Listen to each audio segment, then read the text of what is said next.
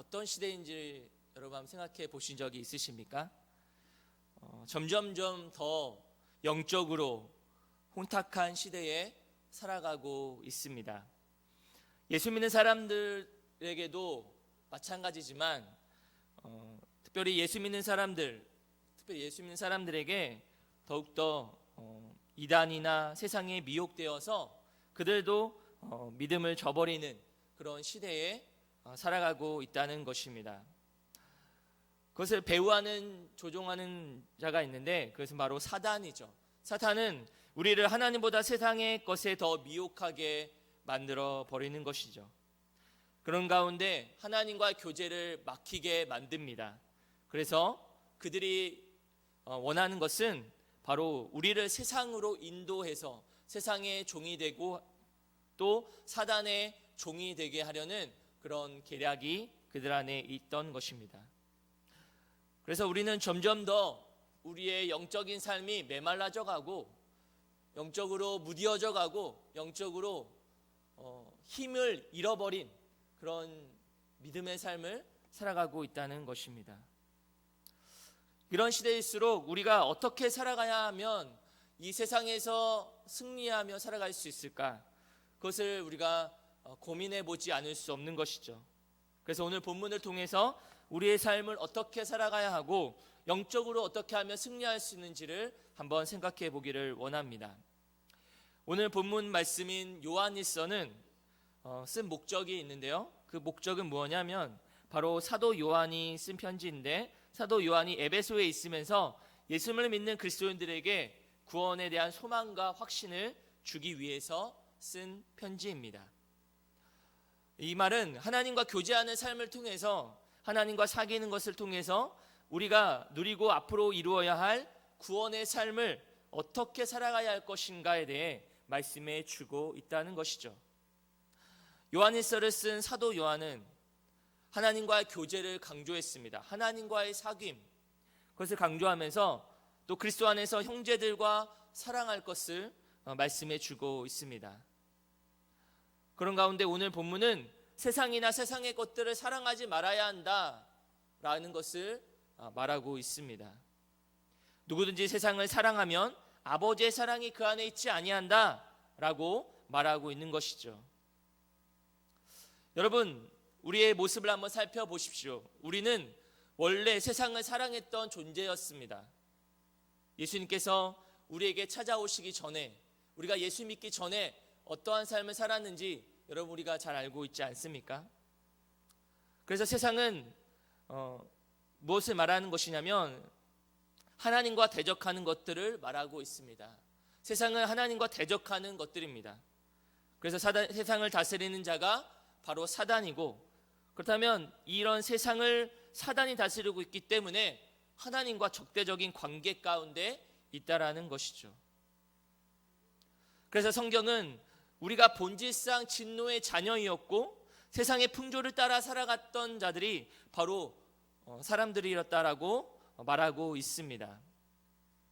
에베소서 2장 2절에서 3절 말씀을 보시면 이렇게 말씀합니다. 같이 한번 읽어볼까요? 시작. 그때에 너희는 그 가운데서 행하여 이 세상 풍조를 따르고 공중의 권세 잡은 자를 따랐으니 곧 지금 불순종의 아들들 가운데서 역사하는 영이라.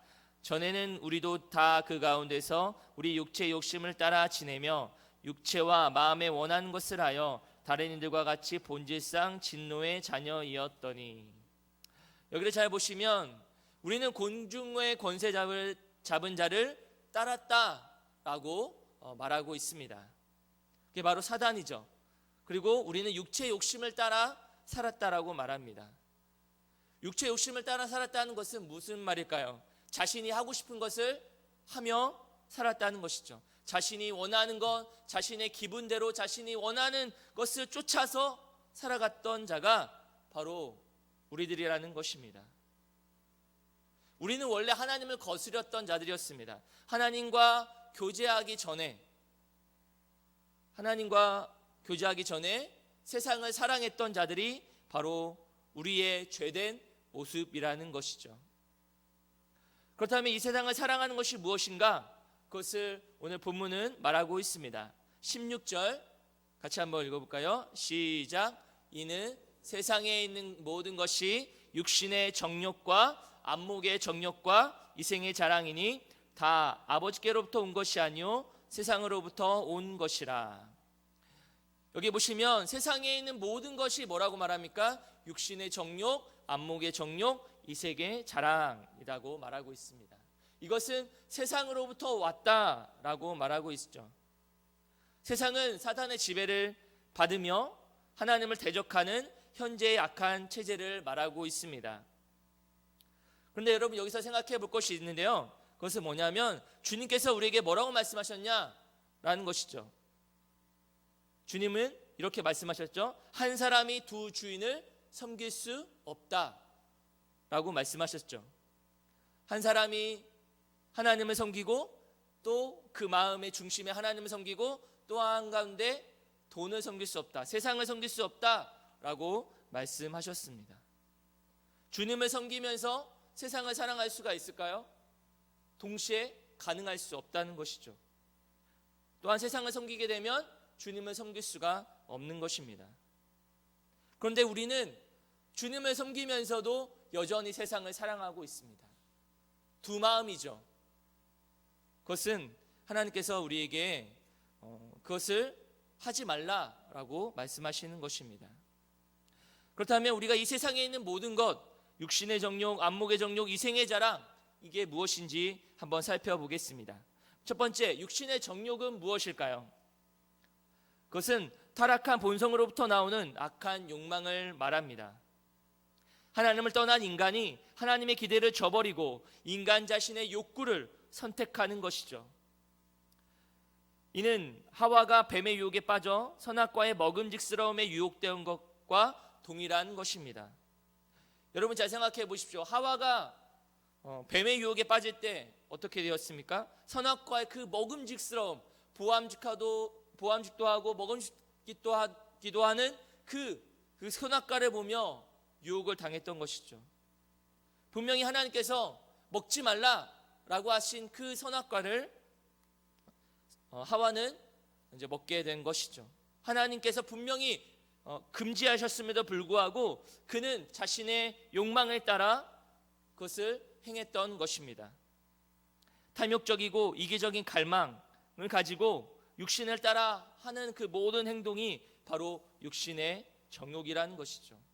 여러분, 이런 모습이 저와 여러분에게 얼마나 많이 있습니까?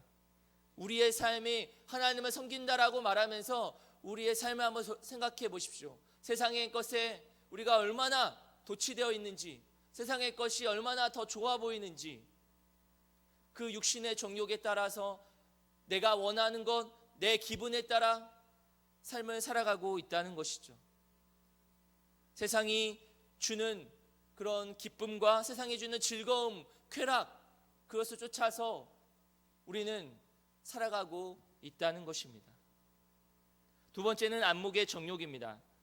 안목의 정욕, 이것은 눈을 통해서 추구하게 되는 죄악된 욕망을 말합니다. 여러분, 눈이라는 것은 그 여러 기관 중에서 쾌락을 감지하는 첫 번째 통로라고 할 수가 있겠죠. 그래서 인간이 약한 욕망에 사로잡히게 되면 눈은 그런 욕구를 충족시키는 좋은 도구가 됩니다. 여러분, 우리가 죄악을 저지를 때에 가장 먼저 죄악을 저지르는 것 중에 하나가 뭐냐면 바로 눈이죠. 무엇을 보느냐에 따라서 그것이 그 보는 것에 따라서 그 마음에 악한 마음을 갖게 되는 것이죠. 하와가 눈으로 선악과를 보면서 먼저 보았고 그걸 보면서 이거 정말 먹음직스럽구나. 하나님이 분명히 명령을 금지하셨음에도 불구하고 보는 것 가운데 그것을 보암직도 했다라는 것이죠. 그러면서 그것을 따먹게 된 것이죠. 우리가 잘 알고 있는 다윗도 마찬가지입니다. 목욕하는 밧세바를 보고 눈으로 보고 그 다음에 범죄를 하게 된 것이죠. 먼저 눈으로 보게 되고 그 마음에 악한 마음을 품고 그 다음에 간음죄를 저지르게 된 것이죠. 그래서 눈은 인간으로 하여금 죄악을 향한 강한 열망을 일으키게 합니다. 그래서 무엇을 보느냐가 굉장히 중요하죠. 무엇을 보느냐? 예를 들어서 로마 시대에 원형 경기장을 건설하여서 그 안에서 각종 검투, 경기 같은 것을 개최하였는데 그 주요 목적이 무엇이냐면 바로 로마 시민들의 안목의 정욕을 충족시켜 주는 것이죠. 검투사들이 같이 싸움을 하면서 피를 흘리죠. 그 피를 보면서 사람들이 막 열광을 하는 거예요. 그 피를 보면서 그들의 악한 욕망이 드러나는 것이죠. 경기장에서 피를 흘리며 싸우는 검투사들의 모습을 보며 사람들은 열광하고 좋아하는 거예요. 그 모습을 보면서 그들의 눈이 즐겁게 만들고 그들의 눈을 즐겁게 만들고 흥분하게 만들고 그래서 그들을 즐겁게 하는 것입니다. 이러한 욕망은 바로 하나님이 없는 자들이 추구하는 죄악이라는 사실을 오늘 요한은 말하고 있습니다. 하나님이 없는 자들은 바로 그런 욕망을 추구하게 되는 것이죠. 그렇기 때문에 우리가 무엇을 보느냐가 정말 중요합니다. 죄악된 것을 보게 되면, 좋지 않은 것을 보게 되면 세상에 있는 TV, 인터넷, 또 우리가 보는 스마트폰 이런 모든 좋은 것들이 있지만 그런 것들이 우리의 마음을 빼앗기게 하는 것이죠.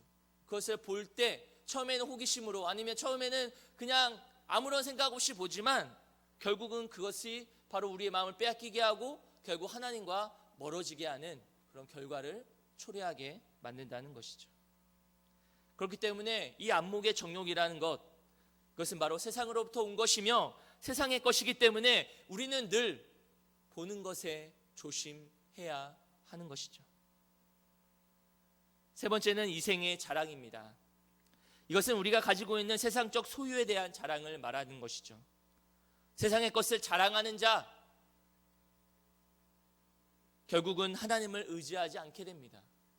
잘 생각해 보십시오. 세상에 우리가 살아가면서 돈이 많습니다. 돈을 많이 벌었습니다. 경제적으로는 부유할지 모르지만 돈이 많게 되면 하나님을 의지하지 않는다는 것이죠. 돈을 많고 사람들이 나를 존경하고 뭔가 명예가 있고 권력이 있을 때는 그것이 그 사람의 행복을 가져다 주는 것처럼 착각하기 때문에 결국 그것 때문에 자신을 감싸게 되고 자신을 자랑하게 되고 결국은 하나님을 의지하지 않게 되는 것이죠.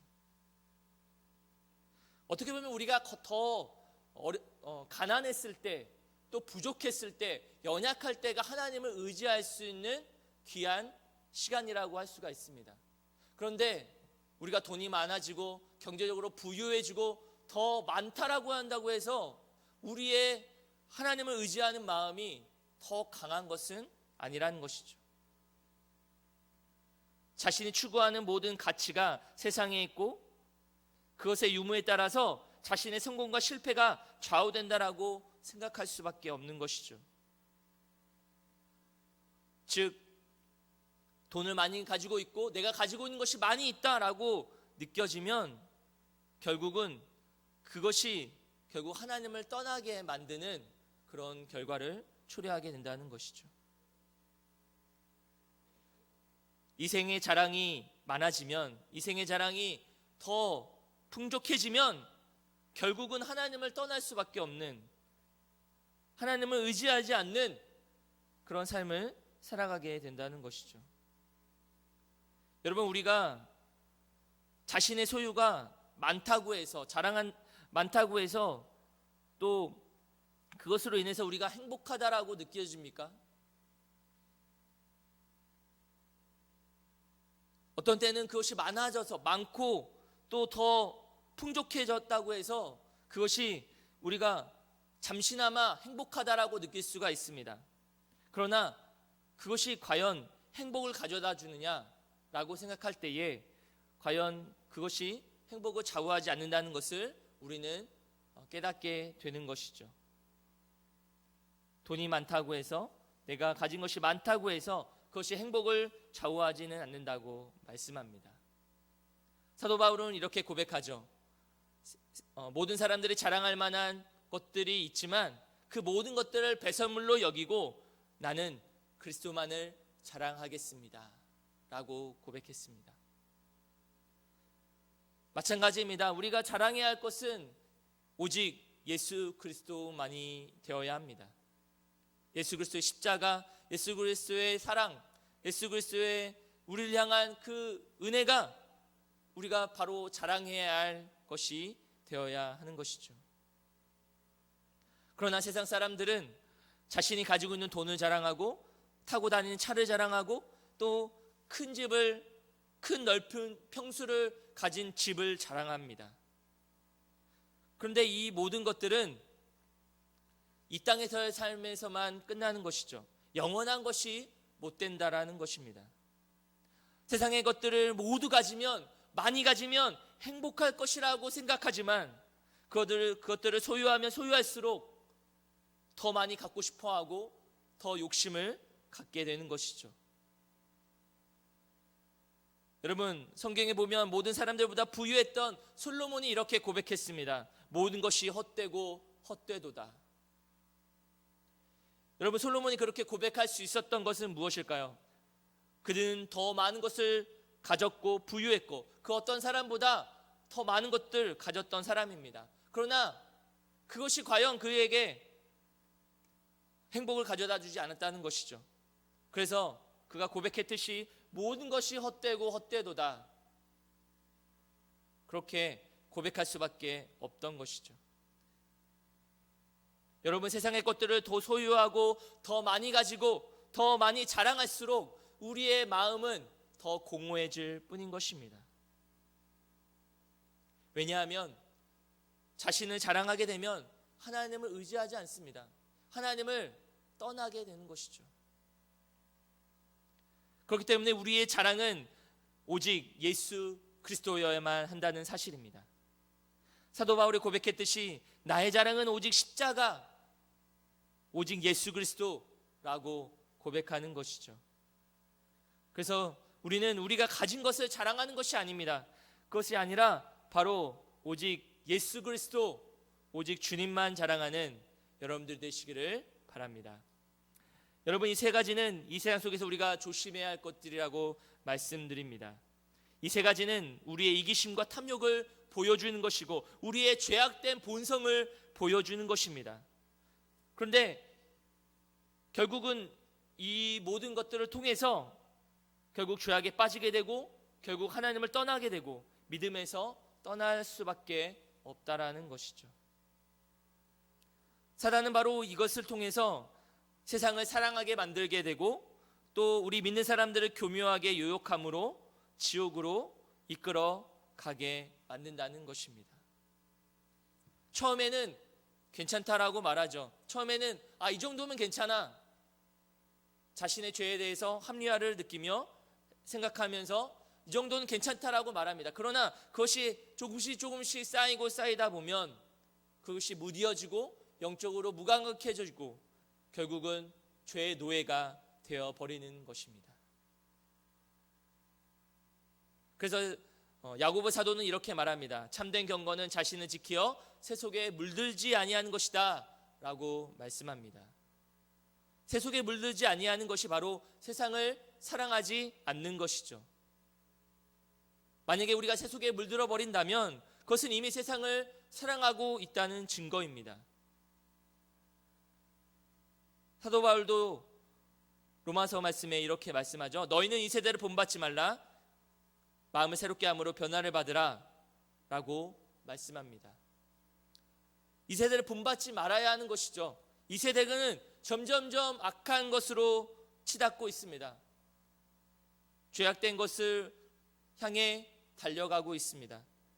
그렇기 때문에 우리는 이 세대를 본받지 않고 마음을 늘 새롭게 함으로 변화를 받아야 하는 것이죠. 이 세상의 것을 사랑하지 않도록 우리의 마음과 우리의 중심과 우리의 생각을 오직 하나님께 집중하고 하나님 앞에 살고 하나님을 의지하면서 살아가는 늘 깨어있는 삶을 살아야 하는 것이죠. 그런데 여러분, 중요한 것은 무엇일까요? 우리가 그런 세상의 유혹과 시험에 잘 넘어진다는 데 있다는 것입니다. 왜 그렇습니까? 그것은 우리는 원래 진노의 자녀였고 죄의 유혹을 이길 힘이 나에게 없다는 것입니다. 여러분, 자신을 절제하고 육신의 정욕, 안목의 정욕, 이생의 자랑을 이겨내는 것이 쉽지 않다는 것이죠. 나의 힘으로, 나의 의지로 내가 아무리 발버둥치고 내가 이 죄악을 저지르지 않겠다, 보지 않겠다, 내 마음에 욕망을 품지 않겠다라고 수없이 다짐하고 결심하고 의지적으로 가려고 하지만 그게 잘 되겠습니까? 잘 안 되죠. 또 넘어지고 또 넘어집니다. 이것은 절대 자신의 힘으로는 이길 수 없는 것입니다. 나의 의지로도 이길 수 없는 것입니다. 그렇기 때문에 우리는 더욱더 하나님의 은혜를 붙잡아야 합니다. 하나님의 은혜, 하나님의 십자가, 하나님의 그 사랑을 붙잡고 하나님 앞에 나아가야 되는 것이죠. 여러분, 우리가 이 세상을 사랑하지 않고 세상을 이길 수 있는 방법은 무엇일까요? 15절에 이렇게 말씀합니다. 15절 같이 한번 읽어보겠습니다. 시작. 이 세상이나 세상에 있는 것들을 사랑하지 말라. 누구든지 세상을 사랑하면 아버지의 사랑이 그 안에 있지 아니하니. 여기 보시면 세상을 사랑하는 사람은 아버지의 사랑이 그 안에 있지 않다라고 말합니다. 이것을 다시 말하면 이 세상을 사랑하지 않는 사람은 아버지의 사랑이 그 안에 있다는 것이죠. 그러니까 세상을 사랑하는 것과 아버지의 사랑을 같이 공존할 수가 없습니다. 세상을 사랑하거나 아버지를 사랑하거나 그 둘 중에 하나를 선택해야 되는 문제입니다. 그렇기 때문에 우리는 이 세상을 사랑하지 않고 승리할 수 있는 비결은 바로 하나님의 사랑으로 채워져야 하는 것이죠. 그렇다면 아버지의 사랑으로, 하나님의 사랑으로 채워지려면 어떻게 해야 될까요? 바로 나의 힘이 아니라 하나님의 은혜로 채워져야 합니다. 나의 힘과 나의 의지로, 나의 노력으로 되는 것이 아니라 바로 예수 그리스도를 붙잡고 의지할 때, 십자가를 붙들 때, 십자가를 의지할 때 우리는 이겨내며 승리할 수 있는 것이죠.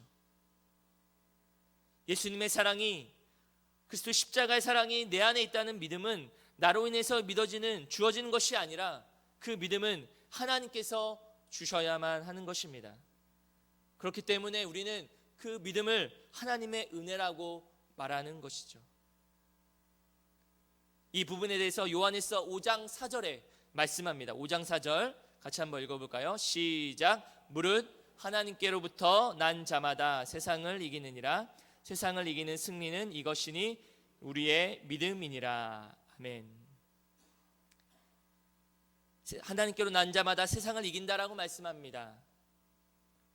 세상을 이기는 승리는 무엇입니까? 바로 우리의 믿음뿐이라고 말씀합니다.